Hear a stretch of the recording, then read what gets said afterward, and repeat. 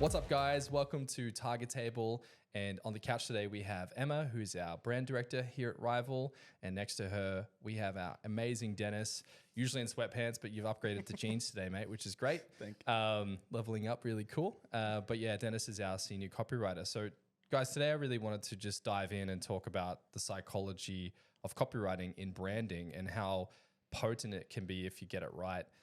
And how oftentimes, you know, we've seen this with our clients. It's something that is often seen as it's a nice to have, copywriting, but we make it a must because we believe that good copy could translate into visual identity, and the visual should really land the copy and support it in many ways. But yeah, to dive in, I mean, we already had a brief conversation about this beforehand, but I think one of the things that we might want to touch on today is like the power of copywriting, how it can impact your ROI, maybe the history of it and how it's changed and what's happening with it at the moment. But yeah, what do you guys want to dive in? Yeah, I like to consider copy as the personality of your brand. It's the voice, it's how you talk and express yourself. And I think that it gets slept on a little bit because everyone focuses on the visuals. It's kind of like meeting a really handsome, attractive person, and then they start talking to you and you're like, There's no substance here. They're a little bit boring. We've all been on that date before. We're like, wow. And then we're like, whoa. No one wants a dud date. So for that analogy, you're basically saying that like someone that has a beautiful look, physique, whatever, and then you find out that there's not much behind that. Yeah. Kind of, it's like lackluster almost. Yeah, they haven't practiced their humor. Maybe they're a little bit generic. Maybe they don't really know how to express themselves very well.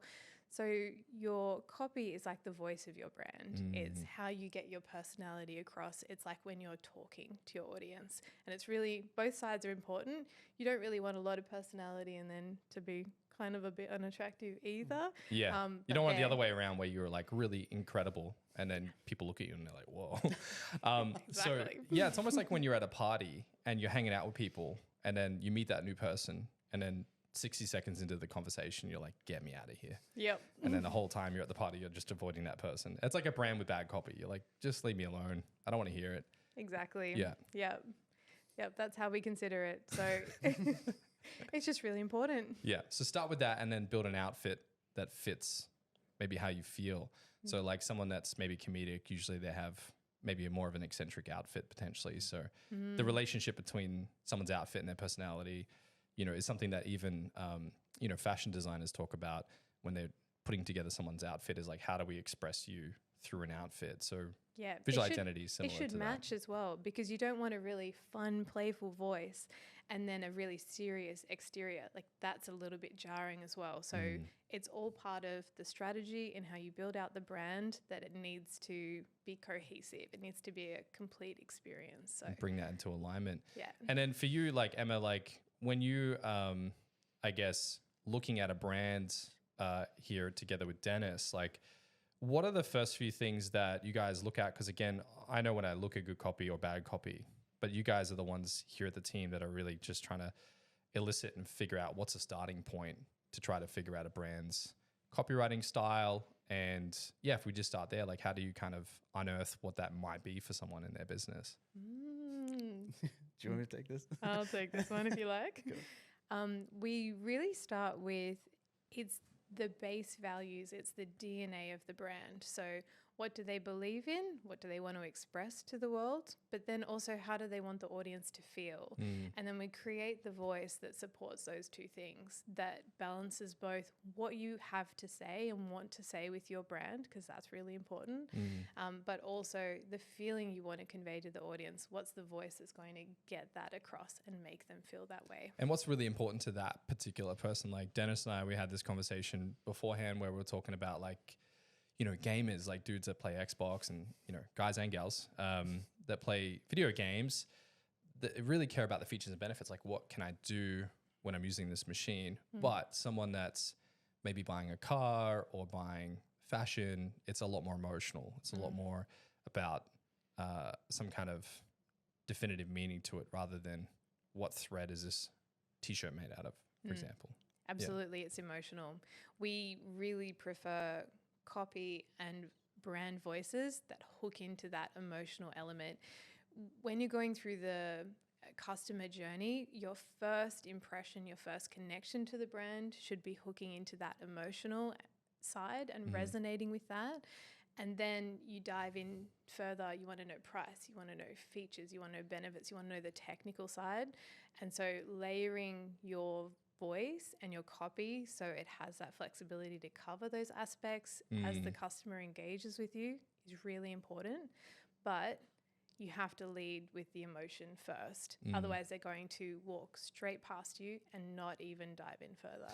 Yeah, and we talk about, like, Nike is a great example of that, where, you know, they could talk about the features and benefits of their items and how durable they are and how great quality the materials are and XYZ, but they always lead with power, excellence, the pursuit of greatness, you know, action. And there's always like an action shot of someone, like, you know, Serena Williams hitting a ball and she's in the middle of the shot, and then it says, hit the ball as loud as you can. So it's this kind of, it's kind of evocative, and they always lead the conversation that way. They don't lead it from features and benefits. And I see a lot of brands, and we've talked about this a lot, where they're leading with features and benefits. It's kind of a bad place to start almost, because it's not quite, I mean, humans are emotional creatures. It's not quite. You're not ready for it. It's like when you go on a date and someone hits you with their list of all the things they want in a spouse, and you're like, I've known you for 3 minutes. Yeah. It's what it's like. Too much pressure. Too much pressure. Too much information, oversharing. You're just, nah. Yeah, and it's, what is it called? The brochure effect. It's when you give someone way too much information, and then they're like, what do I do with this? But yeah, Nike's case, like, what do you think is, like, how do you think the emotion supports someone to go through to the purchase? Because obviously, you know, Nike being a giant company like it is, they got to hit profits, they got to hit targets. So there's, the cool thing is you can kind of learn from the greats here. They're focusing on emotion. What do they get out of it? Like, what's the outcome of that? So the copy with Nike, what I love about what they bring into it is always has this action element. Yeah. It's always got this just do it.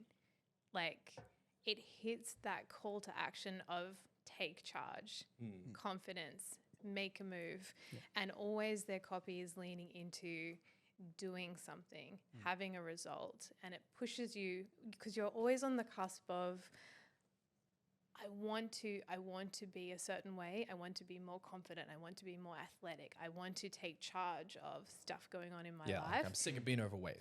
Now's the time. Yeah. And their copy always hits that moment where you're like, yeah, I can be that person. I'm going to do it. And so the copy is very emotionally geared into take action, take charge, do it. It's very active. Visual.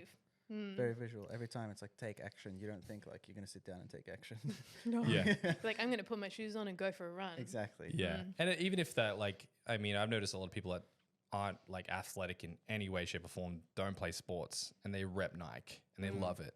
And it's almost like that's a part of their personality. And then there's an alignment. You see the ads, you're like, oh, I feel kind of like that person, you know? So even though I'm not hitting the court or the field, I want that feeling. So I'll buy the product to get that feeling. My favorite thing about Nike is how they define an athlete. And they define an athlete as anybody, literally anybody. Anybody can be an athlete. If you have a body and you move, you are an athlete.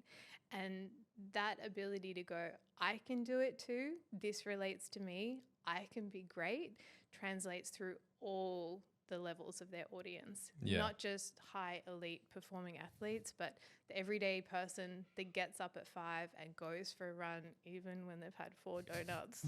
Not me, not talking or a night about out of the town, a couple too many beers. Yeah, I do love donuts, but it just gets you moving. It taps into that universal element in human nature where you're like, yes, I want this. Yeah. So yeah, I guess, you know, here Rival famously, we always start the workshop in that place. Like, what's the whole point here? Like, what are we selling emotionally? Not just let's go into features and benefits and focus on profit. It's like, how do we actually connect with human beings? And that's where good copy rests. And oftentimes people think they're onto that, and we see this a lot. But you know, we call them briefcase words or buzzwords, and it's almost like the words that get so used so often that people actually become blind to it. And just a quick reference of that is like Coca-Cola, they have a problem at the moment where, you know, they've been in so many movies for pop culture for such a long time that when they do billboards, it just kind of blends into the background. It's kind of like a tree. It's like I've seen it so much, people just kind of start blocking the Coca-Cola ads out, and they've had to get creative and start using the bottle shape, and you bring in photography and do all of these different elements to try to make themselves relevant again. So with copy, like what do you guys think are some of those, I guess, go-to buzzwords or briefcase words that maybe people should try to avoid or not use as often? Empower. Yeah, It's definitely one. That's a big one. Yeah. Like Yeah. when people say they're empowered or that they want to be trustworthy or that they're loyal, like these are things that I would say you assume that you have to be that already. So if you say, oh, I'm trustworthy, immediately someone's going to be like, you don't seem that trustworthy. Yeah, you These can't days say at it. least. It's Back like in the you- day, maybe. It's like you meet a stranger, like, trust me. And they're Yeah. like, hang on, dude, I just met you. Exactly. You have to prove it. And Yeah. in those cases, you have to prove it through the copy. Yeah. And I think that's one of those important things that goes back to what you're saying. The psychology of branding is that most of these, the people that get it wrong is they focus on the benefits by using buzzwords when they're supposed to be branding themselves, not just marketing one little Right. aspect of themselves. Like inventing something new that hasn't really been experienced so far. Yeah. And we might be able to pull up some examples of that. But like, yeah, empowerment, integrity, like the ones I hear a lot is we're dynamic, we're innovative, Innovate. trust us, we care about our customers. Like all of these kind of words, unfortunately, as good as they are, they're just used so much and they become generic because they're overused, and then consumers don't really connect with them. Like I remember we were doing our research on NFT brands and they all came out of the gate with the trust piece. And it's like, cool, we get it. Like you're trying to work with people's finances, but there's other ways to evoke trust other than just saying it. Yeah. Another one for crypto brands is freedom. Yeah, freedom. That's becoming really common. overused. Yeah. Yeah, it's like every NFT project we've talked to, that's the go-to.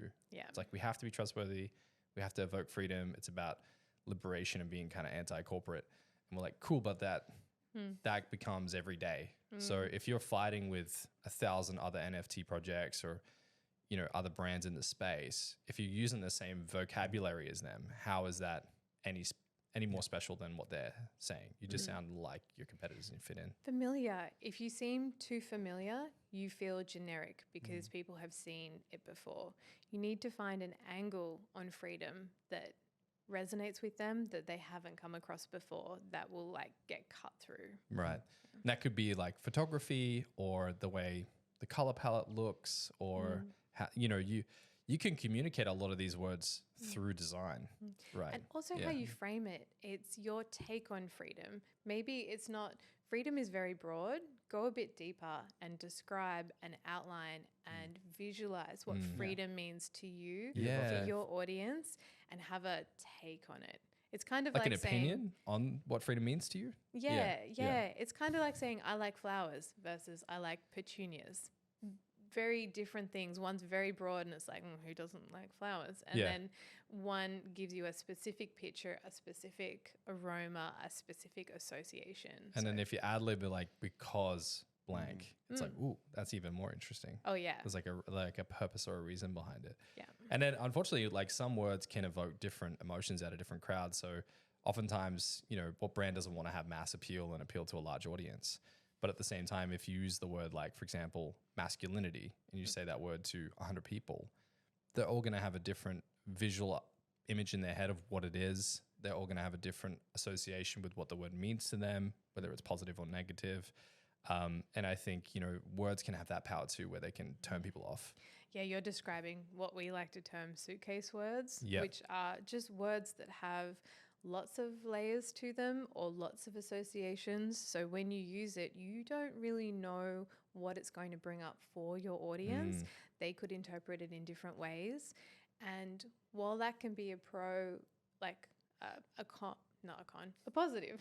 It can be a positive if you're doing that deliberately in certain circumstances. It can be a negative if you're out of control of what you're trying to communicate. Yeah. Like if you're launching a gym and it's, you know, all about, you know, bro culture, it's like, yeah, high fives, you know, that word works, but in other situations, not so much. Context is important. Yeah, context is important. So yeah, so that's back to what you were saying, Emma, about like who's the target audience. And I think that's a really great baseline for copywriting is like, who the heck are we talking to? And what do they expect from you, and then how do we bridge the gap between us and them? Because as a brand, like, we have our belief system, but then the market has their belief system, and they're looking at you through their belief system, their values. You know, it could be religion, it could be politics, it could be any number of things. There's filters between them and you, and a brand can intelligently navigate that with copywriting. Yeah. Yeah. That's why every time we think of a brand, the first thing we have to know is who's the target audience. Yeah. Because that shapes everything. Yeah. So if you don't know your target audience, then it's impossible to write copy that will work for you. Because Yeah. then eventually you just have to keep changing the copy to fit your target. It's like talking to your mum versus talking to your best friend. You're going to talk to them in different ways. Yeah, very true. And so you have to know who you're talking to. Yeah, you can't just text your mum, sup, Dylan, question mark. She's like, what is this language, you know? Yeah. I'm not making soup. What are you talking about? Well, guys, it might help if we dive into some examples and maybe unpack, you know, good and bad and everything in between, and maybe different examples of copywriting and how, you know, we could maybe commentate or dissect what it exactly is that they're doing. Yeah. Yeah, like the difference between overt and Okay. subtle copy. So define for me what you classify as overt copywriting and subtle copywriting. And are there layers to it? Is it just overt or subtle, or is there layers in between? There are definitely layers. I would say overt is, like, a good example is something like gaming. Yep. When they're always talking about, like, play has no limits, like PlayStation. Mm. Or if they're talking about, like, lightning fast speeds with the SSDs for It's very Xbox. overt. It is what it is. Yeah. Yeah. And like we were saying, how they're probably the only industry that just focuses on benefits mainly. But that's super overt. It's just like, this is what it is. You will enjoy it. Yeah, because you're like, what am I buying? What's the machine? What's it Exactly. capable of? Like, give me the details, give me the facts. Like, Yeah. you know, people kind of want to, like, when I buy a gaming system, I don't think of that stuff because I'm not a hardcore gamer. But if you're a hardcore gamer, you're like, you know, what's the resolution of the screen? What's the frame rate? Like, what am I getting here? Yeah. Like, even on their website, the first thing that comes up is, like, features. Yeah. It literally says, like, more features. So there is a case for brands to use features and benefits. But again, it's engineering that around the target audience. And again, that is a sub brand, technically. That's a under good point. Sony. Whereas Sony is a bit more subtle with their Right. branding. It's all about, like, with their TVs, it's like, again, with every avenue of their products, it's all about, like, we provide a great experience, and then they go into their sub brands, which is so much more overt. Yeah. Like, talking about surround sound, they have amazing surround sound, and they just continually talk about how that makes you feel. Gotcha. So even with consoles and the sound systems, two products, but they focus on completely different copy. One is about how it makes you feel when you're listening to it, and one is about how good it just actually is. Right. So then, for example, in the case of Apple, would you say that their copywriting is overt or subtle or a range in between? When it comes to their ads, it's overt. It's Okay. very overt. It's emotionally overt. So you can have emotion and logic together, but there's Yeah. a way to do it. Yeah. Yeah. But when it comes to their web copy, it's also overt, but it's just almost feature focused again. Right. But again, for certain products, like their laptops, it's like impressively big, impossibly thin. That's their main thing. Gotcha. And their iPhone, what is it? iPhone Pro, where it just says Pro And is underneath. That, yeah. And is that because of where the copy resides? Like, for example, if someone goes to an Apple store, they're like, give me the information. I want to know the details. But if you're doing an ad campaign, it's just brand activation. Yeah. We just want your attention. Yeah. So I guess, like, even for a brand, they need tools to get activation, but then they need tools of education. So then that's where you're saying, like, you got to be sensitive to what needs to be overt and what needs to be covert or subtle. The function and purpose of the copywriting is really important, and it's important to understand where they're at in the journey as to what they're looking at, and making sure you're giving them the information they need to line that up. Yeah. Yeah. Yep. So like a small brand that's saying, let's just say getting started, would you say that there's any difference of overt versus subtle, and like the level of emotion versus logic versus maybe a brand that's more established and a giant brand? Yeah. I would say Apple's a big example where they don't have to say much because of how established they are. Got you. They have enough equity. They built equity, and so now they can just say Pro, and you know what they're talking about Gotcha. already. They've almost created their own vocab. Yeah, they Makes have. sense. I agree. I think when you're smaller, you can afford to be louder because you need to make a little bit more of a splash Cause a because you ruckus. don't have as much reach. Yeah. And then the minute you're more established, you've got more risk, you've got a bigger audience. Brands tend to naturally calm down a little bit because already known in the market. People already have an understanding of them. Right. They don't have to be as loud. Yeah. And is it true? Like I was reading that because Nike used to have like even more gnarly ads than they have today. Yeah. And I don't know if this is true, but I was reading that the "Just Do It" tagline is actually from someone who was in the electric chair and said it before, his days were over. And that was in the press at that time. And then Nike were like, let's use that as our tagline. True story. Right. Okay. So that's crazy. So at that time, they were trying to be maybe more provocative or more intentionally controversial to get PR or. Yes, Yeah. because they were the small fish in the market.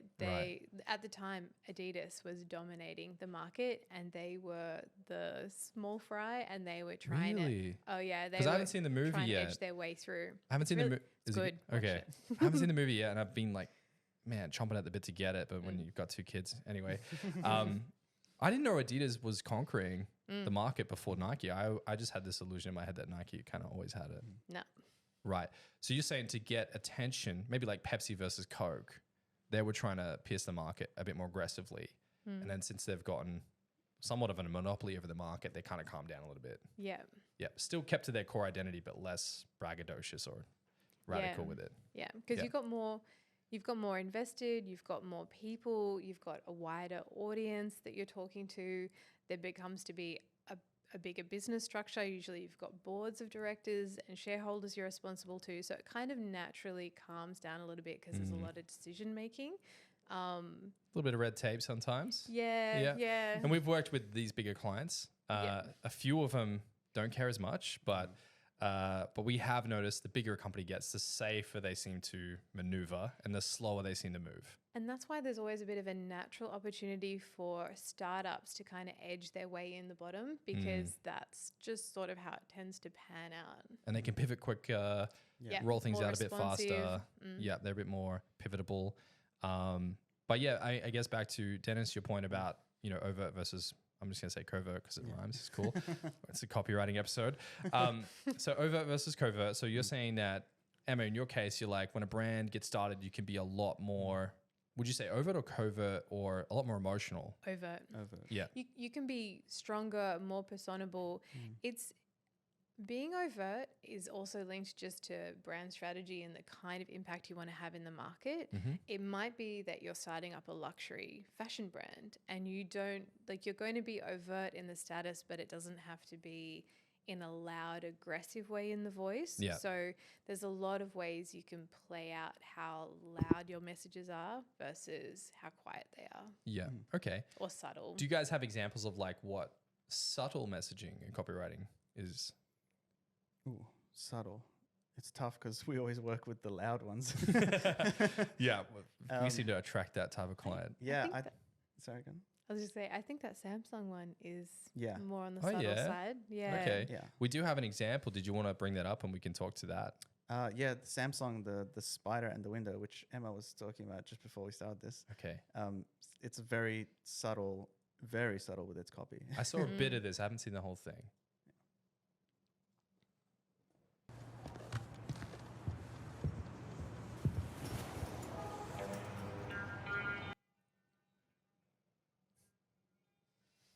He's so cute. Honestly, I love it's this ad. ridiculous. I'm terrified of spiders, but he's adorable. It's the eyes. And yeah, as Emma was saying, it's the music. Oh, it's almost like it has as many eyes as he does. Exactly. I didn't realize that the first time I saw a part of this. I love the way they use the lyrics in the song Yeah. to express the copy in this. Because love hurts. And his poor little... Do spiders have one heart or many hearts? Let's go with many. I don't know. Yeah, let's guess. One I don't heart know for anatomy each on eye. a spider. Oh, But you can he's see in in love. terms of copy, all that's on the screen is Samsung, And and then Love knows no boundaries. Samsung. Yeah. That's my favorite Samsung ad ever. it's That's amazing. great. It's it actually came. I love the origin story of that as well as a little detour. Okay. they released the new phone and it had all the different windows on the back for the different cameras, and it actually freaked people out, and they were dropping comments going, oh, it reminds us of spider eyes, we don't like it. And Samsung just picked it up, embraced it, and released this campaign. They used it. They used the negative and created this amazing kind of feature campaign. Because they would have produced all the units and then Yep. sat down and said, well, we have to sell this somehow. They're like, freaking you out? Let's just lean harder into that. Was it anywhere particular? Like, or was it just generally people were freaked out by it? I'm not sure if it had a particular location, but I do remember when phones started to have multiple cameras, it was a bit freaky. It was a bit like, what is happening? Lots of eyeballs. And then they were all competing off each other, like who had the most cameras on the back and the front of their phones. That became a big thing for a while. So you're saying that they, flipped something negative and made it a positive thing by creating this sweet, beautiful ad of this adorable spider falling in love. So adorable. I think it really helped with sales as well, but don't quote me on that. So the subtlety you're saying is in the music. Yeah, I think something people really sleep on is your voice and copy not only comes through written, but also comes through audibly. So you can like jingles and lyrics to music are really powerful tools. Like don't sleep on those tools. So you can see the way they were connecting the emotion with the lyrics in the song, and then that just single powerful line at the end. I would have loved to have been a spider on the wall when they sat down and had that meeting and said, let's just use it. Yeah. Everyone says it looks like a spider. We can work with that. And we have a bit of a comparison one is an Apple ad that we've got where that's much more in your face. They're using narration and you can just see the different approaches. The man who hasn't brushed his teeth since Tuesday enters the room. Excuse me. That wasn't me. Said Hillary, who's only taken 347 steps today. I cycled here. On an e-bike. And then there's Bill, who woke up to pee twice last night. How do they know so much about us? Your health data says a lot about you. That's how I know Kevin was gassy yesterday. Who's next? Wait, what's that in your hand? No, stop! Oh, you're no fun. Oh, I get it. Yeah. Okay, so it's like exposing, because I was like, oh man, this is kind of personal. But then it's about, because Apple really jumped on the privacy bandwagon quite early, and were upsetting Meta by removing all that data they were trying to collect and all the rest of it. Yeah. And that was in the headlines and people were getting quite upset about it. So Apple then, again, took a negative and tried to make it a positive thing. So you're saying that's a lot more overt. It's like really obvious what they're talking about. Yeah. Yeah. It's almost a dig at other people. Just like we're private, you're not. Yeah. Essentially. Yeah. So would you say like the difference between overt and like more subtle? Subtle's something that maybe makes you think, or maybe it's a bit more poetic, or it kind of leaves you to interpret it personally? I guess it's using less of it in a more pointed way. So they sit back a lot. They the Samsung ad, and they use that final line at the end to just cinch it together. Make sure you get it. Yeah, whereas in the Apple ad, it's really centered around the narration, the copy, the personality, the voiceover, and really using the words to inject the interest into that ad. Yeah. And it's nonstop. There's never a moment of silence in that. Cool. And yeah, I like both ads, but you're saying that they're leaning into different parts of the brands. Yeah. Right. Different feelings, what you're trying to evoke from your audience. Do you want them to be like, ooh, like intrigued, and it intrigues them in different ways? Do you want them to go, this is quiet, and to lean in, or to be amused and interested? It just evokes different things. And that's the beautiful art of ad copy, and that's something that has changed a lot in recent years as well. And I think it's since the rise of the internet. Like, what do you guys think has happened to copywriting? Like, for example, those two ads, like the Samsung ad, I imagine when you click on the link, from like the ad copy is very emotional. Then you would go to the website and it might be a bit more features, benefits. Here's the cameras and what they are capable of doing. They might sprinkle a bit more of the emotion in there just for a bit of fun. But yeah, depending where the copy sits, it has a different job to do. An ad copy's job is to get attention. Yeah. But yeah, how do you think that attention piece has maybe shifted since the internet has come along? I think there's so much saturation. There's you see so many more ads, you see so many more things in your feed. Just the amount of information we're exposed to day with technology has gone through the roof. Almost to the point of we don't absorb it all. We're not evolved to. And so to get that cut through, you really need the copy to be clever, to stand out, to be a bit different. A little bit abnormal. Yeah. If it reads like something you've seen before, or a little bit salesy or it triggers anything that, generic, I've come across this before, it just flies straight past. Yeah. Yeah. And people have fear too, because there's always that conversation of we want to be innovative and different.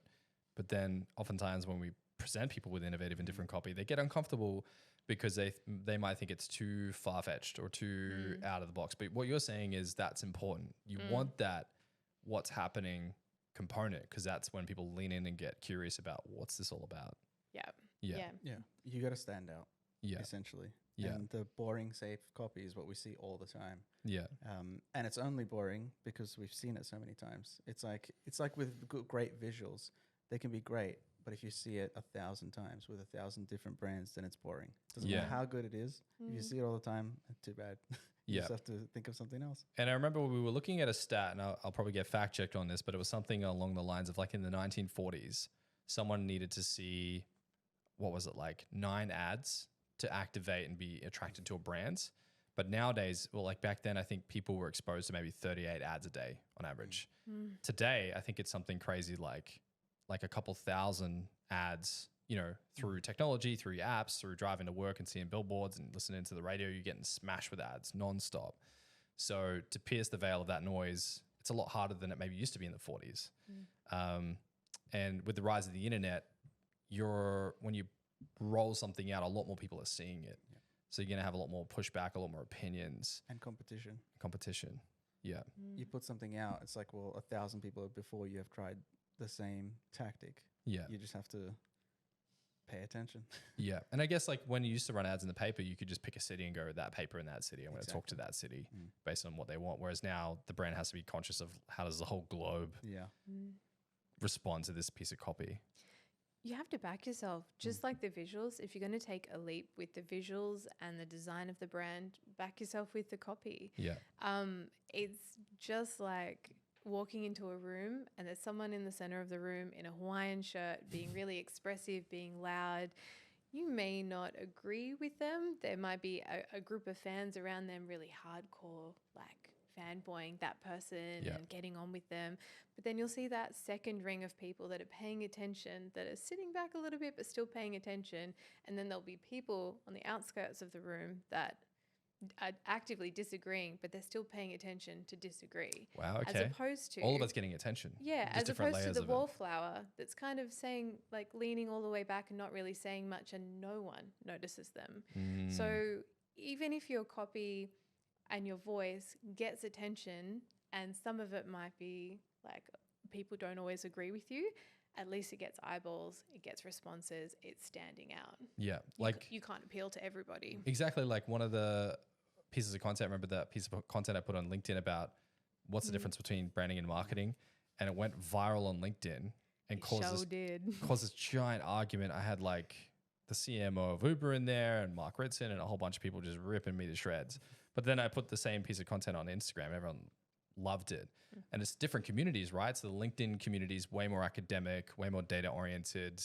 They have degrees and, you know, all the rest of it. And then Instagram is a bit more of the Wild West. People out there just figuring it out, right? So then, yeah, where your copy lands could completely create a different chain of reactions as well. Yep. Yeah. Know who you're talking to, speak to them, back yourself. I learned how to approach LinkedIn after that, which is great. Awesome. So is there any more examples that you guys want to roll up and speak to regarding the copywriting? I think one that's close to my heart is in tennis.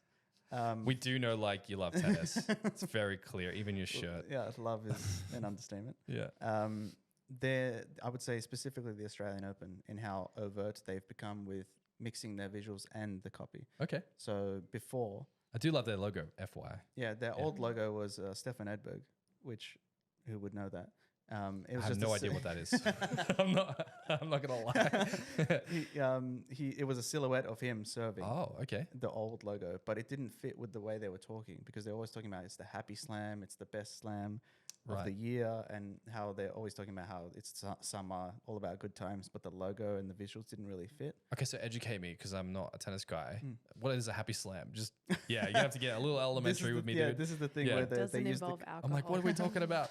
Yeah, it might. They use the copy to make it sound like a happy slam. So they literally just called themselves the Happy Slam. Okay. Yeah. Okay. So it's very overt. Yeah, very Yeah. overt. And so Yeah. what they did with the visuals is they made it a bit more simplistic, but very in terms of colors, it's just like bold colors, one color instead of the old one. I think it had 4 or 5. Yeah.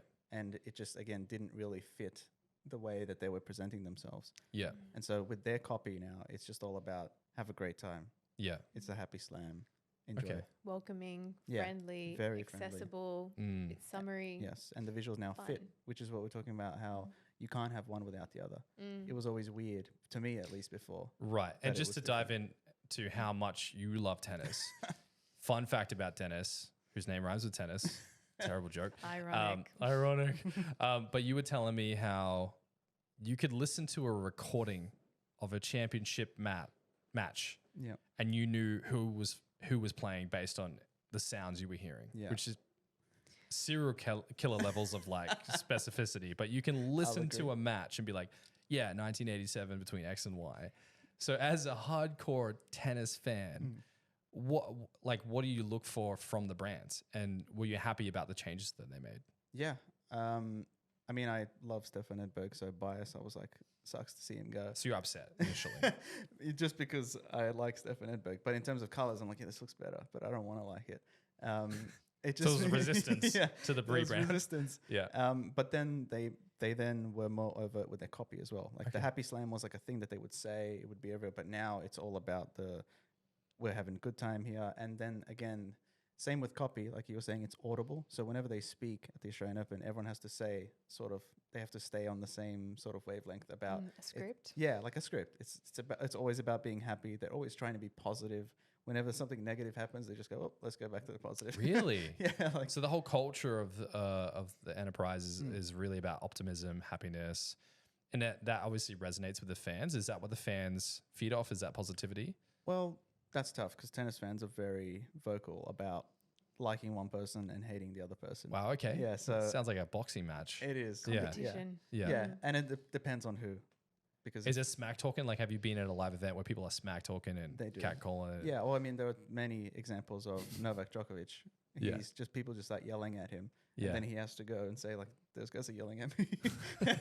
Like, I'm trying to like. yeah. This is my profession. Leave me alone. Yeah. Okay. And so the atmosphere is they make it vibrant. They make it like it's like a feel good thing. And Yeah. then that way, whether the fans are brutal or not, at least the atmosphere is still nice. Okay, Even so the they- court color changed in Wow. 2008. Before it was like a weird muted green. Okay. And then they changed it to a light blue so that it looks nicer on TV, but also it's very bright. Right. So they're trying to even think about the whole visual experience, matching that with the voice and the culture of the event. Yeah. Do you how much of that do you think is them trying to be conscious of maybe some of the negativity that happens with people yelling at the players? Yeah, I think it's in the back of their mind at least. Okay. Because of how bright the colors are now, how much Yeah. they keep saying the Happy Slam thing, which has been around forever, but now it's much more overt. In Yeah. terms of So what they bring they're it to doing. the forefront and they're Yeah. owning it. More Yeah. deliberate and intentional. Yeah, intentional. That's the thing. Their branding now looks intentional. Before Okay. it was like, it was just Stefan Edberg won it, and so they were like, let's just put him as the guy. Yeah. And Yeah. and now, especially since he's not the most prolific Australian Open player, they're like, let's just make it about the Australian Open, make Gotcha. the logo AO. Was he somewhat like of an archetype or archetypical representation of the sport, like similar Yeah. to how Nike used Michael Jordan? Because they're kind of similar kind of characters. Like if you look at MJ and he's quite relentless, he's quite braggadocious and loud and robust. And then Nike kind of leveraged his brand into their brand when they brought out the Air Jordans and the rest of it. Is it similar with what happened here? It's in a different way because they call it the gentleman sport. So Okay. he was very quiet. He was very nice. He never like yelled at people. And so like he's a good like representative for the sport. Okay. Pretty much like what Federer became. Roger Federer became the very calm, very nice guy. Right. Whereas he started like a John McEnroe where he yelled Really? at everybody, broke his racket. So they used Dude, tennis is intense, bro. I can see why I'm like leaning into it. I'm like, I want to know more. This is I interesting. love it. Yeah. Yeah. But yeah, so when they took him away from the logo and it just changed the whole feeling of it. Again, Really? it became very intentional. It's all about like, let's actually focus on branding Yeah. instead of having it be almost like it was like a soccer badge. Okay. It's like, yeah. Yeah. And you know what I love? It's almost like you're gearing the copy, the voice, the whole branding around the experience so that it resonates with the experience that your audience has at the event.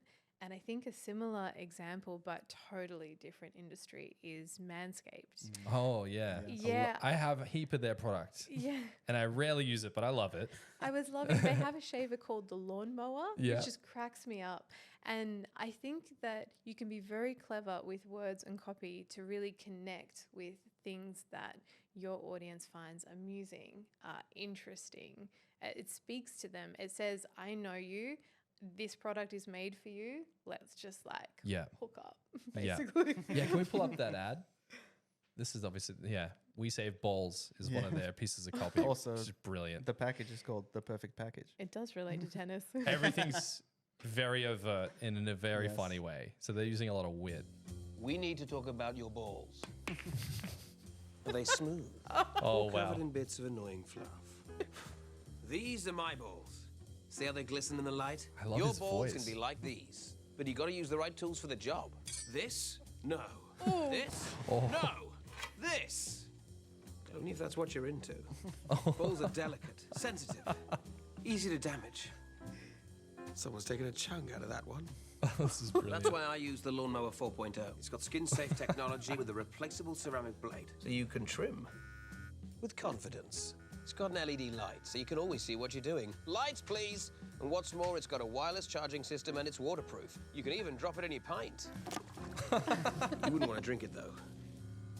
It's got pubes in it. Oh, my God. The Manscaped Lawnmower is trusted by over 2 million men worldwide. That's over 4 million balls. Anytime you join them and use the right tools for the job. Because when it comes to balls, you don't want to muck about. Oh, this is brilliant. Go to manscaped.com and check out the all-new Lawnmower 4.0. I didn't see that ad. I saw an and older receive one. free shipping. But that is just so funny. It was brilliant. Yeah, it definitely, they know their target audience. And I even noticed in the men's space, men, generally can get a little bit more, like we don't really talk about our beauty with our fellow brothers. But it's becoming more prominent now that we're more comfortable to talk about our routines and stuff like that. So I like how Manscaped really lean into making it kind of fun instead of being serious and being like, It helps them break the stigma. It's Yeah. that normalization of body care. Yeah. The kind of normalization that women have had, but it's now transferring across to dudes, and it's great to see. I also just love the way they resonate with, I don't know if you guys, when was the last time that you mowed a lawn? But it's actually freaking hard. It's quite It's tough difficult. work. It's an art form. Yeah. Getting the edging, getting it like all level. Like you're kind of translating that analogy and metaphor across to something familiar to something uncomfortable using really clever, because it resonated with wording. me. I don't mow the lawn. Yeah. Just FYI, I hire someone to do that. But like, I remember when I got my package. It had a newspaper in it. It didn't say "We Save Balls," but it had like they made their own newspaper that kind of feels quite masculine and kind of like a big joke. But the whole experience for me was just a lot of fun. Like it was just a really fun way to sell a product, and I bought it because it was funny more than I bought it for the features and benefits. The features and benefits kind of made sense, but what really captured me was how fun it was. Because I'd seen ads before for trimmers and I never bought one. And then I saw this one and I was like, that's great. Because I'm in. how different can trimmers be? Like if you're in a market that's saturated, selling a product that is pretty available, like pretty across the board, there's a lot of them out there. How are you going to be different? Your voice, your copy, your personality, your visuals. You have to be different, not the product. Yeah. Yeah. So that's a good point, right? So if someone's in a very competitive marketplace and you can't differentiate on features and benefits, the other thing is it's kind of weak to differentiate on features and benefits, because what happens is if your competitor comes out with a new product, all of a sudden you Does lose it your cheaper? equity. Does it better? Because there's different ways to approach it. Like, are we the cheapest? Are we the best? Are we doing features and benefits? But what you're saying that kind of sits above all of that is like what's going to get someone's attention, maybe sell them emotionally and get them invested. And if we can talk more effectively and more potently to a target market, even though we're maybe turning off other people, maybe some people would be turned off by these ads. It's important that you lean into something that's maybe not being done in your industry and do it for the first time. And that's going to be a really attractive way to bring new clients in to the e-com store. The more people connect with your brand, the more loyalty they'll have, the more repeat visits, the more word of mouth, the more they'll tell people about it. Like that is the kind of ad you send to your friends, that you send to your mates and go, oh, did you see this? Yeah. This cracked me up. It's kind of like when you have a really funny friend and then you talk about them all the time. Like, oh, have you met, my friend Barry? And they're like, oh man, yeah, he's so funny. So it's like almost like something to talk about too. And we noticed that like, Liquid Death is another brand that just takes it to a total extreme. Yeah. It's just water. So talk about a competitive industry. It's something you can buy everywhere, anywhere, all the time. Your tap has it. Like, how interesting can water really be?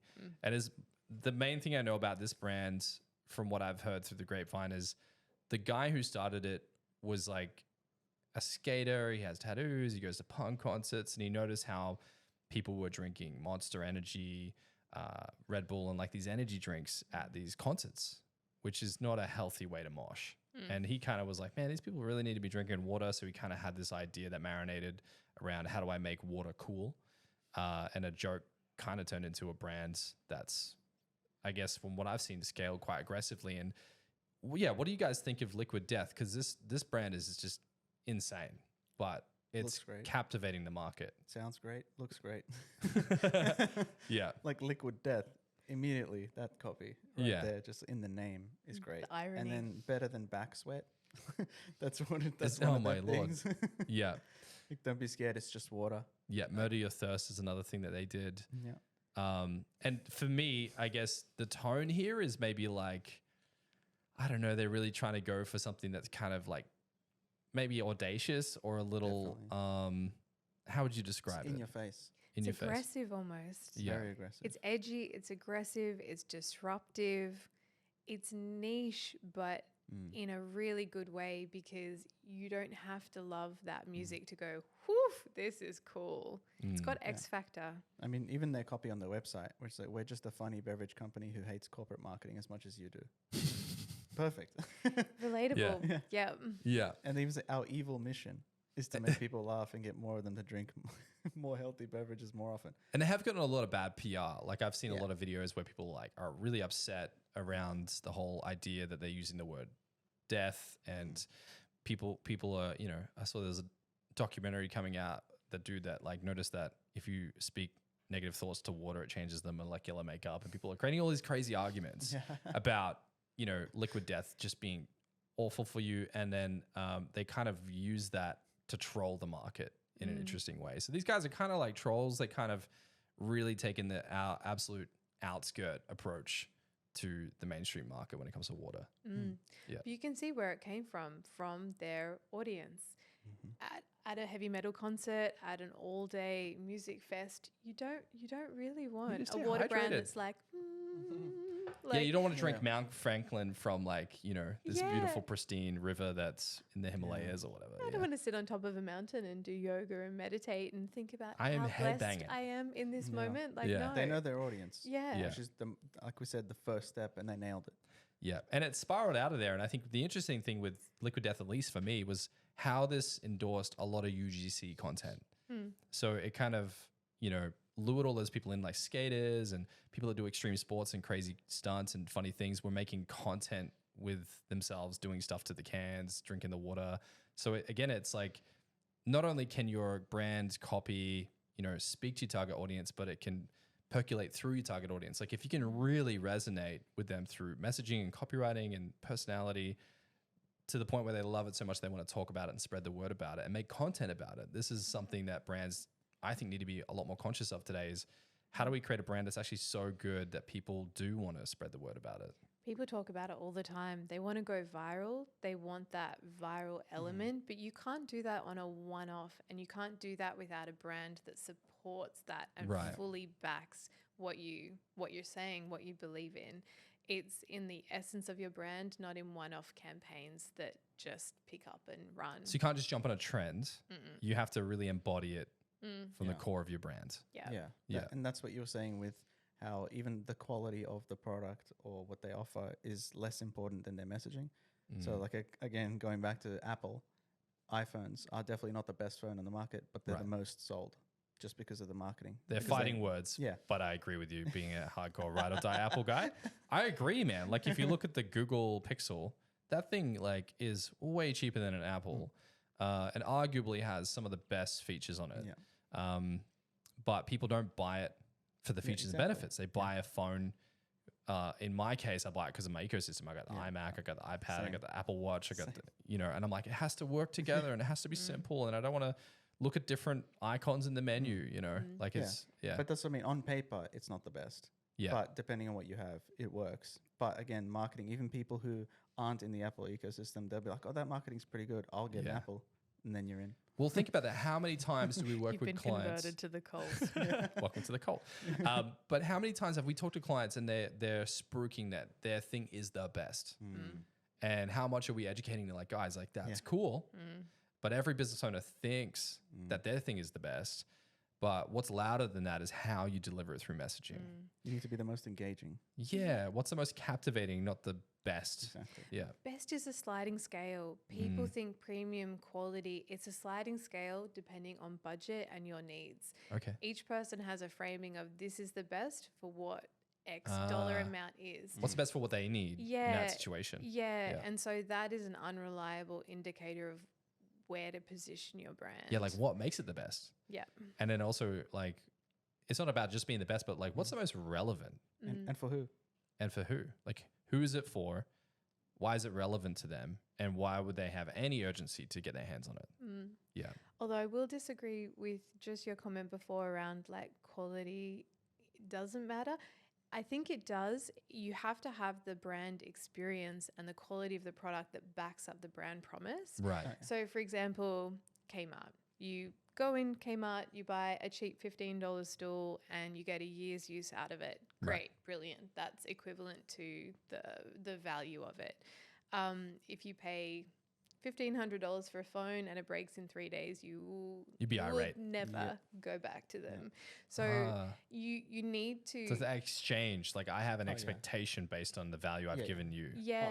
Branding is all about that promise and having the whole experience from like coming on board, engaging with the product, purchasing it, using it, repeat purchasing it.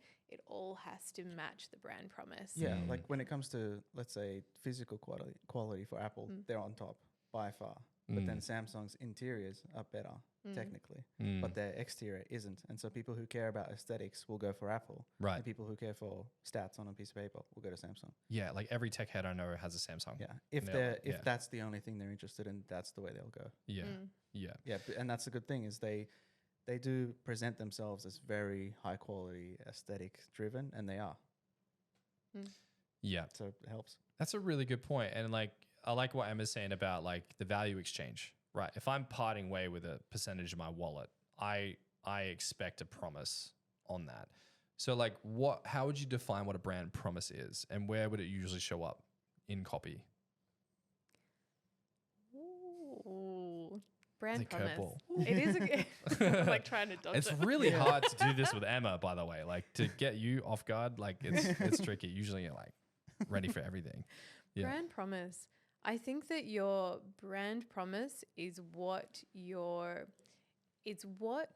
saying someone's going to get out of a product. And if they don't receive it, you're breaking that brand promise. Yeah. Or service as well. Yeah. So if I quite love getting massages, the normal kind, thank you very much. Just putting that in there. So if you pay like a lot of money and you think it's going to be this beautiful spa and it's going to smell good and they're going to treat you Right, good. you have an expectation. You got an expectation. Yeah. And if you go in and it's a back alley and it's really dodgy and maybe, because this happened to me once, maybe someone's like sitting in the room next door eating some pungent smelling food and like all you can smell is garlic and it breaks that promise. And you don't go back.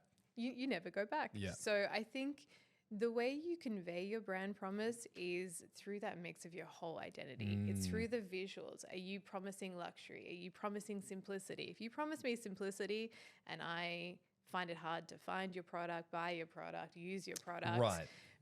Find all the specs, I'm unhappy. Okay. If you promise the best speeds in the market and then you're not. You're breaking that promise. So it's just You got to back it up, whatever it is. yeah. Whether it's playful or fun, whether it comes through in your visuals or your copy, you just have to be aligned all the way through. Yeah. Yeah. Like a recent disappointment I had with a brand was like something really tiny, drove me nuts. And it was a brand called an Apollo Neuro, which is like this device you strap to yourself and it like sends these pulses and frequencies throughout your nervous system. Those health wearables. Yeah, it's like a health wearable piece of tech. And I was like really excited about it because I read about it in this book. And I was like, I'm going to get one. I'm going to be more productive. You know, look at me go, being a tech futuristic entrepreneur. And I was really excited about it. The product descriptors were great. It was invented by this neuroscientist. And the promise was like incredible. And then the box it came in was like, you know, those boxes you get with like light bulbs? You can basically like rip it apart. It's this incredible piece of technology, which is phenomenal, and I use it all the time, by the way. Just came in this like really terrible box, Cheap white box. cheap white box, and then I unpacked it, and it was like in a little plastic bag, and it was just such a letdown. And it was almost like this brand promise was huge. I was like, wow, these guys are cutting edge. And then I get that unboxing experience, and I was like, oh, I'm not going to take a photo about it and flex on it. I'm just gonna see if it works. But I was hesitant even to know if it would work. Like I was like, surefire, this is going to work when I bought it. Got the box and I was actually like, this looks sketchy. Like, I don't know if this is going to work. It actually worked. It's great. I use the app. It's incredible. But yeah, just you know, when you get the Apple box, like I even know, because I used to work in a phone store, when we had the new sales guys get the box, they would just rip the lid off and give it to the customer. I'm like, no. Like, give the box to the customer and watch what happens. And then it's actually timed for 8 seconds for that lid to slowly come off and then pop. Then the phone's like right there in front of you. So even Apple and how they do their unboxing experience, everything, like their brand promise lives everywhere. Isn't it timed into like the dopamine reward Right centers in your into brain? that. So it's like counting down, it's like ding, the Yeah. perfect amount. Yeah, they hired psychologists to figure out how do they approach the packaging in their box, which is just crazy. But it's just an example of like a brand that goes all the way with their promise. Branding is about consistency and trust. It genuinely is a relationship. If you're saying one thing, doing another thing, it breaks trust. And how you can kind of keep that trust and that consistency through your copy, it's how you write it on your website. It's how your salespeople talk to your customers. It's using the right music, the right lyrics, the right slogans and catchphrases. Every It feeds. It's like the soul of a touch point. company almost. Because what you're saying, and we've done this here, is, you know, we're not just writing copy for ads here. We're trying to write like your company's language or its ethos or its way of approaching the market, and then what its promise is to the market, who the market is, and why we all want to hang out together. And you're saying yesterday in a conversation we had, you were saying that, you know, it's so important that if a brand promises simplicity in its product and its delivery, what's it like calling the service team or the sales team? Is that simplistic as well? Because does that ethos that you promise your customer actually live internally inside your company as well? Does it drive all decision making? Yeah. Right. Scary. Apple's listening to us. Let's ignore that. They heard. And that's also the danger of using buzzwords. Like, we're all about simplicity, and then you call them and it's really complicated. So you're adding weight to yourself by using language too. So you use like those stereotypical buzzwords, and then you break that promise, and immediately you're going to lose at least one person. Is going to be like, well, I'm not coming back. It's disingenuous. Yeah. So you're better off just not promising something and then like not letting someone down than promising something and then like under delivering. So it's like over promise then under deliver. Yeah. You want to kind of hit the note on both sides of it. Yeah, you want to be accurate. Yeah. Awesome. So I guess maybe some other examples we can land on here is some famous campaigns that have done unique stuff to language.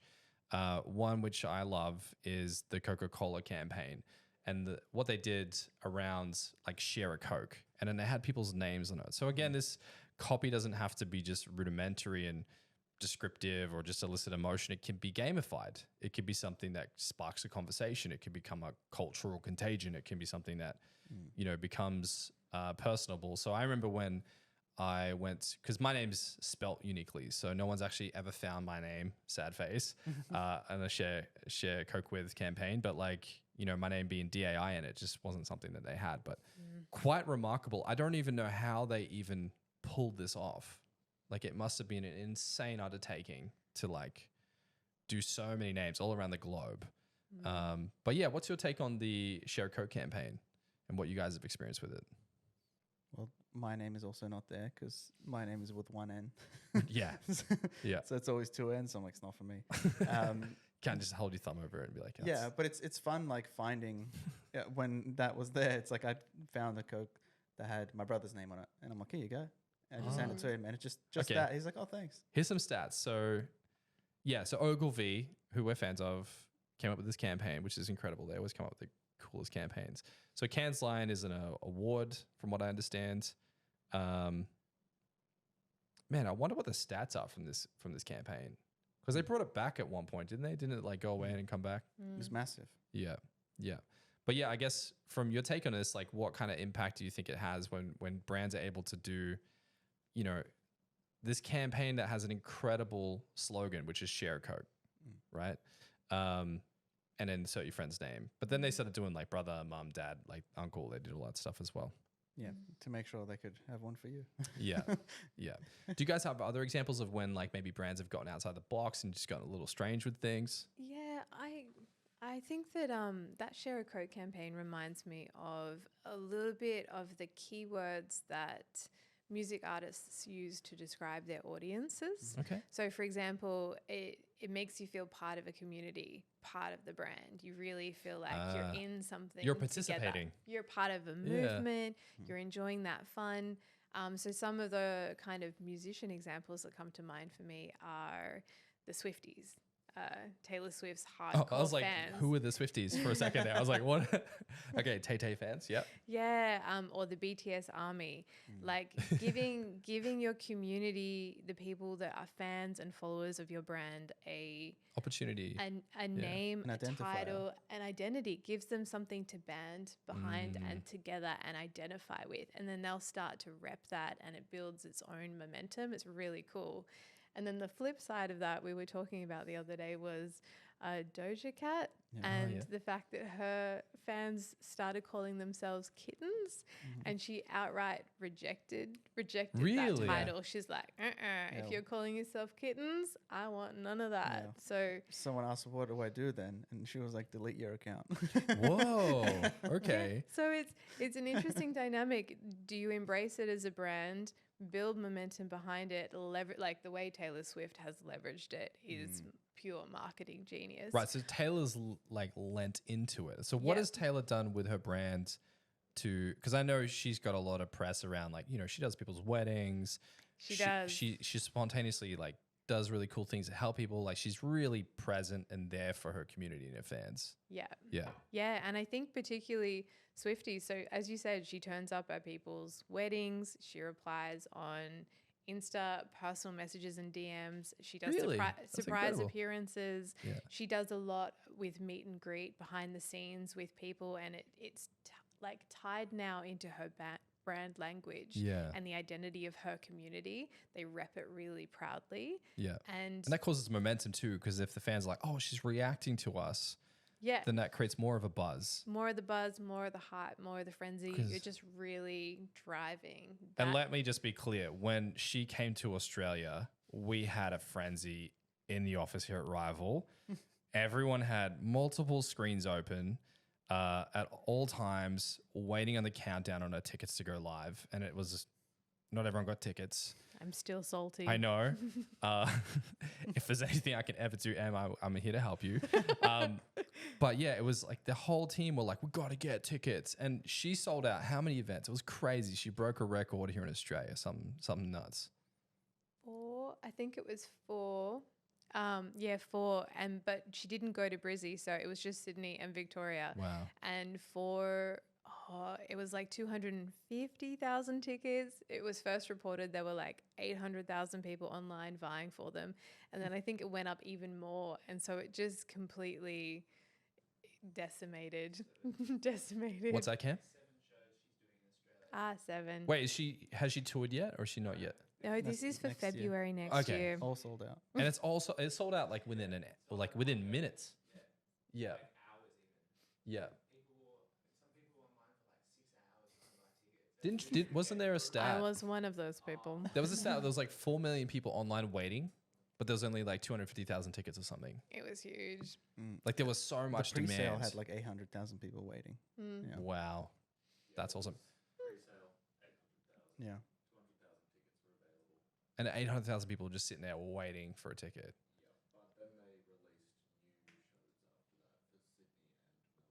And then they probably just sold out in minutes as And it well. was gone. One extra one on the Monday. On a Monday. How many did you get? Man, Swifties go hard, 0. dude. Swiftie fans are like, I'll Monday kill it you. is. So like, how would you describe like her identity and like, how do you think that's played into her career and how she's been able to like really bolster herself? I think her reputation of being so involved and there for her fans, she really has dedicated herself to them and really niched into understanding them, knowing what they want and driving towards that. Yeah. She's created this whole little Taylor universe. It's not even little, this huge Taylor universe of all these people that have grown up with her and followed her the whole time. So I think that connection and that building of the community and giving it the title has just really reinforced that idea of know your audience, know who you're talking to, and know what they love. Yeah. And like back to Coke, I guess like some people are ride or die Coke fans, right? Coca-Cola fans, just to be clear. And you know, so you're saying that if a brand can like kind of supersede the whole marketing thing, like we're talking to you or talking at you, but now we're participating in something together, which is kind of like what Liquid Death do with their UGC content. Everyone can participate and get involved. Ben and Jerry's do that really well.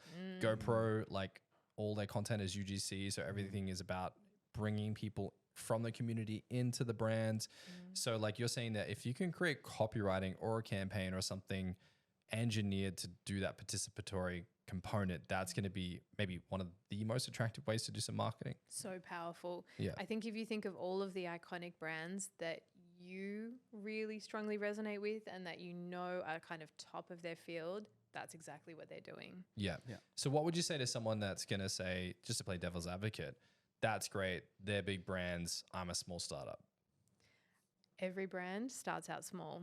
Coca-Cola wasn't always Coca-Cola. Apple was not always Apple. It was Apple IT computing, and it was tiny, and it Or was the even little Nike. fish and edging its way in. So every brand starts small and grows.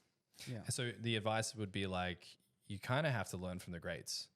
And, you know, what we're talking about isn't like rocket science. It's just like maybe taking a moment to sit down and go, who is my target audience? You're saying maybe just slow down and maybe build some of the foundation before you go straight to building the house. It's almost like showing up to a plot of land and going, all right, what bricks are we using? You start just slamming things together. That's kind of jumping into design without being intentional. Yes. Yeah. Build your strategy, be intentional with it, be thoughtful, but then also be agile. I think there's this perception that you reach a certain point and branding is easy or you've got it in the bank and It's you don't have to harder. put any more effort in. You have different challenges at each stage, and the brands that make it are the ones that go with the flow. They move, they pivot direction, they recognize what they're doing right or wrong, and they accommodate that and make the changes that they need to. So they don't get stuck on this is how we do things. You have to be a bit open-minded to change. Yeah, because as culture shifts, as people use technology differently, as different generations grow up and adopt new brands, you know, brands have to maintain their relevance. So like just to talk about Nike again, they constantly try to stay relevant by using athletes. So a friend of mine, Matt Purcell, and I were talking about this, shout out to Matt, that Nike has credibility. So big company that has status in the market, it's a symbol of XYZ. But how do they stay relevant? Like how do they not fall and fade into the background and have someone kind of come along and knock them out, right? They adopt young athletes that are on the up and coming, and Nike positions themselves with those athletes and then builds messaging around that athlete that's kind of about, I think, did they do something with Usain Bolt? I think they had something with Usain Bolt. I don't know what it was, but they had like a tagline for him. They did one for Serena. So that Nike kind of partners with these athletes to You be leverage relevant. their personal brands. Yeah. Like in tennis, they had Back to yeah, tennis. they had Let's go. Nadal and Federer at the same time. Yeah. Who were the two biggest at the time. And so if you leverage someone's personal brand, you connect it to your brand, then you have Right. you can take everything from Well, that. and we do this internally. So like one of the exercises that we do for anyone that's trying to figure out like, what is my personality? One of the games we play is like, well, if your brand were a celebrity, what celebrity would it be and why? And it always sparks a really fun conversation with our clients where they're like, is it this or is it that? Is it Ryan Reynolds? Is it, is it Tom Cruise? Like what kind of vibe are we going for? And that's maybe a nice way to kind of start, because if you kind of take into account like who is the audience, what are we all about, and then like if you imaginary had the budget of like $2 million to hire any celebrity in the world to come and be the face of your brand and make a commercial about it, like who would you pick and why would you pick them? Then you can kind of take like snippets of like, oh, like we like this person because they're a little sarcastic and they're a little funny and they're a little spontaneous or self-deprecating, and then you can start taking those ingredients and then maybe mixing them into your copywriting. Yeah. I think a good sample of a brand that is pivoting with their audience is Who Gives a Crap. Oh yeah, that's a great one. So their social media content in IG, I'm particularly enjoying at the moment. They've got something going on where they're uncrapping headlines. So just unpack what this brand is, and then we'll dive into the Instagram, because it's just brilliant. So Who Gives a Crap is a toilet paper brand. They are recycled toilet paper, but they've got these fun graphically designed wrappers that are designed to be engaging. So when you're using the loo, you kind of have it as like activity paper. It's got jokes. You can recycle it for the kids as coloring in. It's a subscription base, so it's making a difference with reducing packaging, sustainability, and they also donate to give, I think it's build toilets in third world countries. So Awesome. it's very feel good and make a difference, but they have gone really fun and playful with their copy, as you can tell from the name, Who Gives a Crap. Yeah, my fiance Ellie is a giant fan of these guys, and I think it's Africa, and it's 50% of proceeds, which is quite a lot. So it's like this feel good brand that makes light of, potty humor. So one thing I like as well is it doesn't come in plastic. So when you go into the supermarket, you just see that ocean of plastic. Yeah. And it's probably not great for the environment. And everything these guys do is recycled papers, I think. But I remember one specific thing was they launched a coffee brand. Yeah. I don't know if it's still on the site. And then we'll dive into the Instagram. But it was something along the lines of like coffee that makes you poo, I think was the, or it implied that. Let's face it, Selling it the does. problem. There we and go. the Blend solution. 2 coffee bundle. What does it say? Is this creating the need and then like pairing Yeah, it with the that's- solution? You sell the problem and then you sell the solution. They're creating the whole ecosystem, like Apple. They're using Apple's strategy. The daily crap. Coffee makes. I love this. Coffee for people with craps to give. Oh, this is brilliant. And every flush counts. So you can see they're being, a lot of their copy is driving that poo is not taboo. Like we are, like toilet humor is funny. It's universal. Let's just dive right on in and like face it head first. Look at the Q&A section. So it says, maybe if you're wondering, is this some sort of joke? What does it say after that? We are very seriously selling coffee, but only for a short time, or maybe for a longer time if people really like it. That's good. It's that transparency as well in these brands where they're just like, we're just toilet paper. Yeah. That's it. The first thing I thought of was like, how like there are those coffee beans in like overseas where they get animals to eat them. And Yes, then the cat coffee. what is the deal with that? I don't know. Okay. So people actually consume coffee that has been. Yeah, rumor has it the cat eats the coffee, it goes through their digestion system, which processes it in some way, and they crap it out, and then cat coffee. I don't know. I think it's a Balinese thing. Yeah. Oh, cool. Okay. Cool. Wait, what's it called? Of course it does. Natural coffee. I want to know if there's a That's brand. too organic. I want to know if there's a brand that's like really leaning into this. And what's their messaging like? Yeah, dude. Do they know their audience? This is It's a like wild who gives a crap, but tangent. it has cat jokes and cat memes as well. I don't even. gives a How do you cat? pronounce that? Kopi Luwak. Does that mean in Australia we're going to have dingo and possum coffee? Oh my god. Partially digested by the Indonesian palm civet. There must be and something then to it if people are excreted. doing it. Wow, okay. Well, Not a fan, but anyway, this is getting a bit weird. So back on to Who Gives a Crap. That's a weird segue, guys. I like it though. I'm not mad about it. The funniest thing was Ellie didn't tell me she bought Who Gives a Crap. So I didn't know this brand existed. And I remember getting a knock at the door one day and I opened the door and there's this giant box and it just says Hello Neighbors on it. I'm like, what is going on? And then I saw Who Gives a Crap. I'm like, is this some kind of joke? And I opened the box. It's just full of toilet paper. I'm like, oh, guarantee Ellie's bought this. I don't really know what the deal is behind it. Okay, so let's dive into their Instagram. Well, you also hit that thing where it says "Hello Neighbors," which is good copy because Yeah. it's outward facing, so Right. anyone who sees it will Yeah. know that it's Because you something. know, It's like marketing. It's like Yeah. this giant box at your front doorstep. exactly. Yeah. Because you know when your neighbor gets a delivery and you kind of sticky beaking, especially if you're oh, in what are like they that buying? apartment block and you're walking past, you're like, oh yeah, they got another Uber Eats. Mm. Fourth time this week. I felt that from my neighbors. Yeah. I've been ordering way too much and I get a side eye every day. Yep. Like, oh, he's ordering again. He can't cook anything. You know? So Yeah. it's perfect. I mean, hello neighbors, I'll be like, what is this? What is what? It's talking to me. What? It's just such a funny brand. And I think they've just thought about so many things, like everything from the store being funny to the packaging having recyclability, people using it for Christmas wrapping and stuff like that. Yep, you can Yeah. reuse it for your for gifting and things like that. Yeah.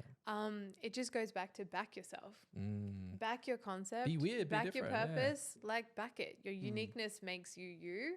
And the more you do that, the more people feel liberated to Right. connect with you. Yeah, so just definitely, like you said, like leaning into it is the best way to go. Cam's just trying to log back into Instagram, so we might have to troubleshoot that.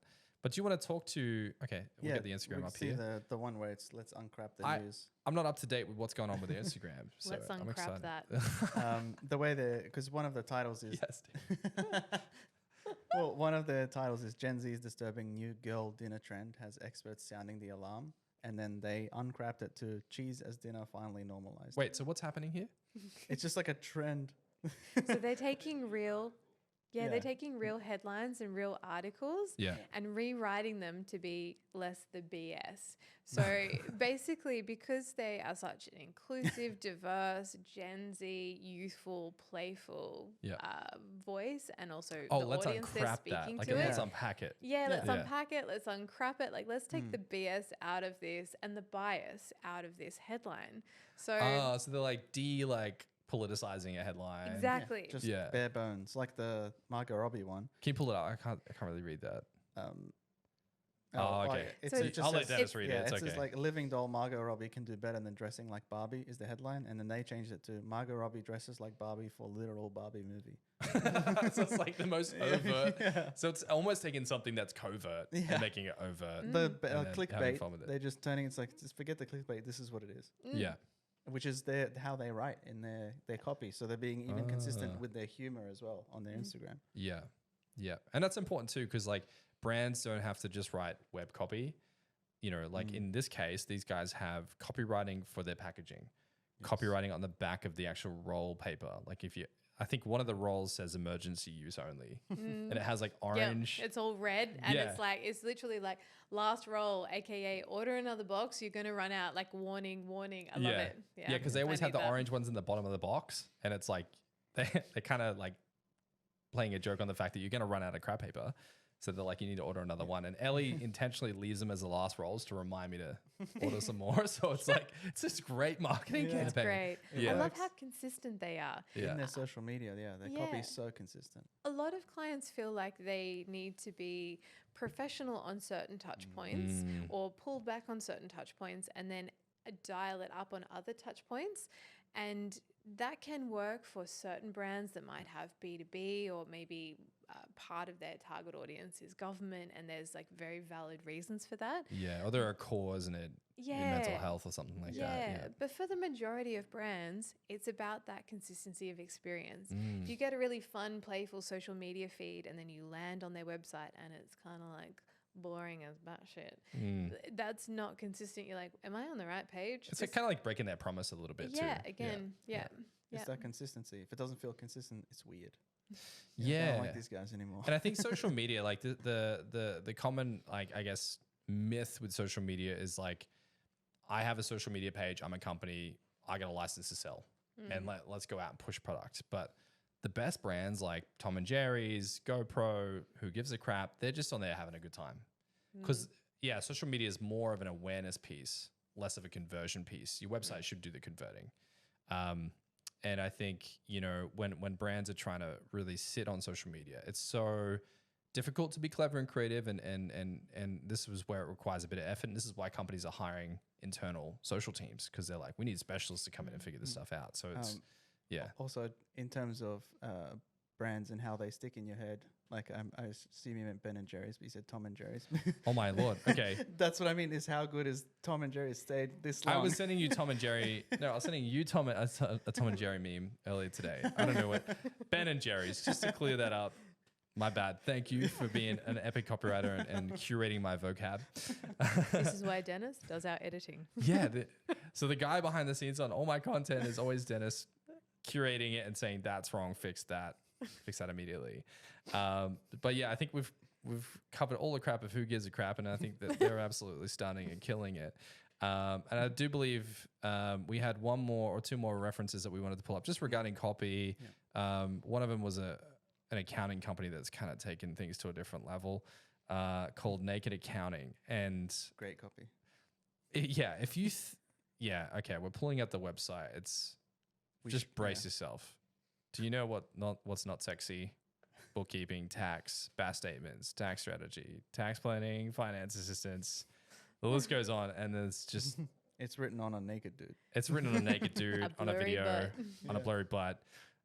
Here's the thing. I think when it comes to accounting, in my mind, accounting is quite like, it's this thing I have to do, and it's tedious, and I'm doing it right now, like, and it's just driving me nuts. I'm like, I gotta get all these lists together and get all my receipts, and like, it's mundane. It's just mundane. But what this brand has done, they've kind of taken the edge off, accounting. It just feels fun and playful, despite it being completely countercultural to what you would expect an accounting agency to be. But yeah, what's your take on this? Because I know we've talked about this in the office a few times, how these guys are really taking things to another level. But yeah, I know we're talking about a lot of gnarly brands today, like, toilet paper brands and people being naked during the accounting, and it's cheeky. This one stands out so much.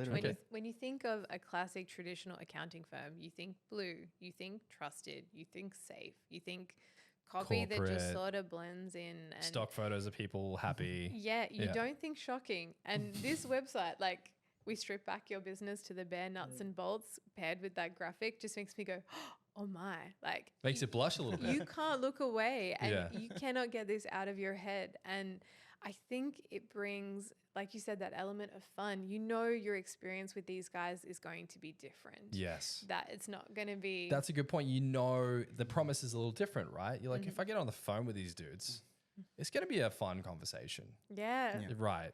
Even the fact they've got the photos of their team, and they're in t-shirts, and they've got the colors they've picked really contrasting to their industry colors. That yellow is disruptive and really bold and really slaps you in the face.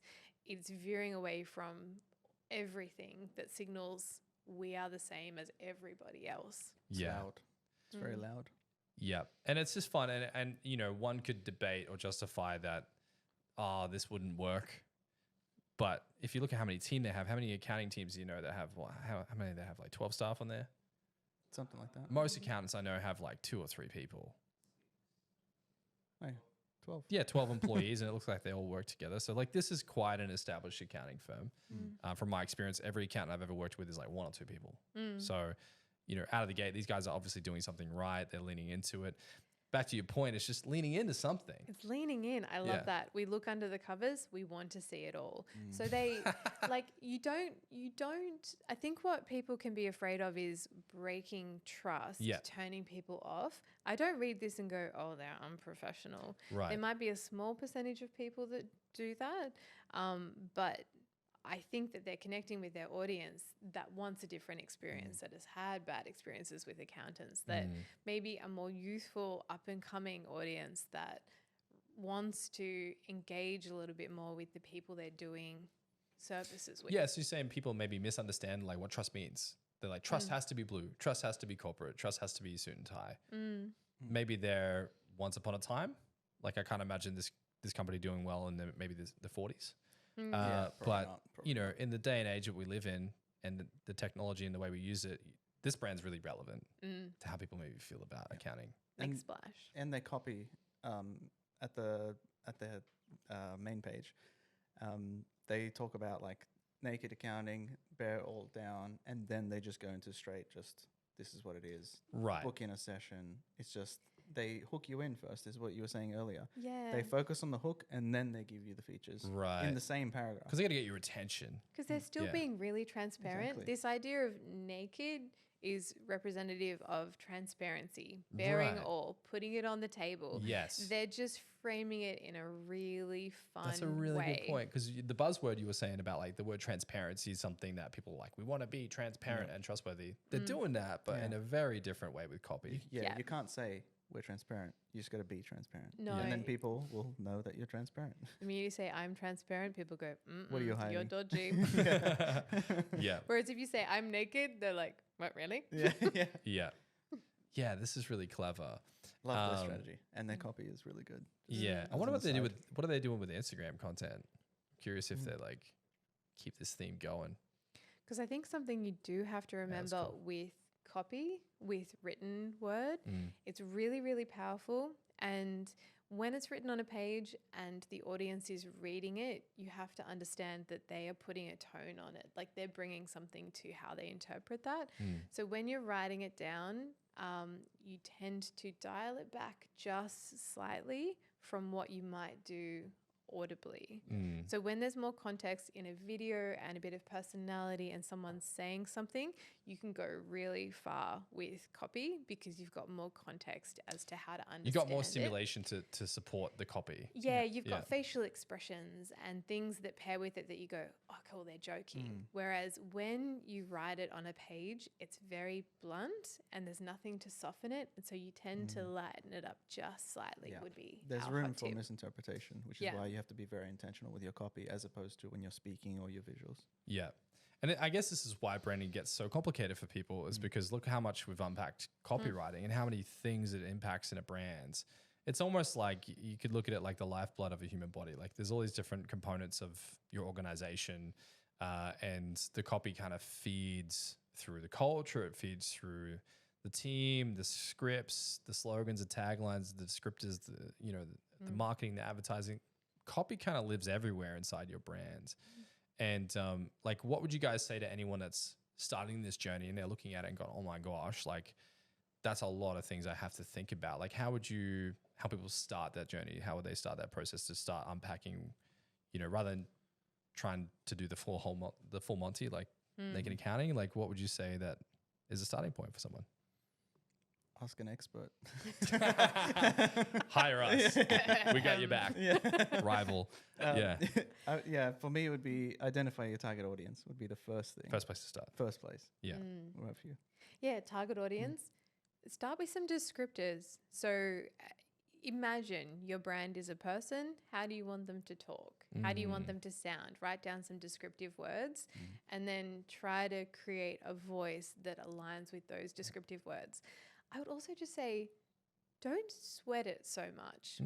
The words on the page and the words are one of the easiest things to change about your brand. Logo, colors, visuals, you kind of get a little bit locked in to a style and they're harder to change. Words and copy on websites, socials, it's a little more temporary. People move past it faster. So if you make some mistakes, don't sweat it. Change it, try something new, keep going. Just keep going. Right. So it's one of the most maneuverable, flexible parts of a brand is the copy. And you'll dial in, you'll find what works, you'll keep tuning it, you'll get that. Just start somewhere. And for those looking at it and going, I don't know who my target audience is, and I'm launching a company and I'm yet to find out. That's where maybe it's great to just play with copy and experiment a little bit and try different things. Yeah, and talk to who you want to attract. You may not have the marketing data. You may be a startup. You may be guessing to say, I've gearing this product or service around what I think is a gap in the market, but I'm not 100% sure. Talk to the people you want to attract and you'll appeal to them. And then again, go with the flow. If those people come in, work with it, keep pushing it. If it's different to what you expect, pivot with it, keep going. Just keep going. Because we kind of did that with Rival, like early days. We kind of were just guessing. We're like, well, we don't know like what kind of copy is going to work on the website. But then we noticed that our website had an average view time of 18 minutes or something ridiculous like that. And we're like, man, people spend ages on the website. And then we, you know, the copy that you and the team created was like sarcastic. It was funny. It was making fun of things. It was quite rebellious and lighthearted and cheeky and charismatic. We're like, this is working. And then we even noticed that the types of people getting on calls with us were a lot more emotional. They're a lot more creative. They liked that kind of flair that we had. So we started to be magnetic toward the type of people that we like to work with. Yep. So you're saying like, if you can't figure out who your target audience is, well, ask yourself what kind of people you want to work with. Yep. Imagine your most ideal customer. Imagine what they like, build up that profile and talk to that person. Start somewhere, as you're saying. Awesome. Well, I think this has been an epic episode today. And if you've enjoyed it, let us know. And if you have ideas for the future, please let us know. And a lot of potty humor today. So is what it is. Guys, thank you so much for joining me today. Appreciate you both. Or poddy. Yeah. Oh, is it potty or potty? What do you? It's potty. Well, that was a bad joke. Was that a podcast joke? And on that note, we'll see you guys next time. Bye. Bye for now.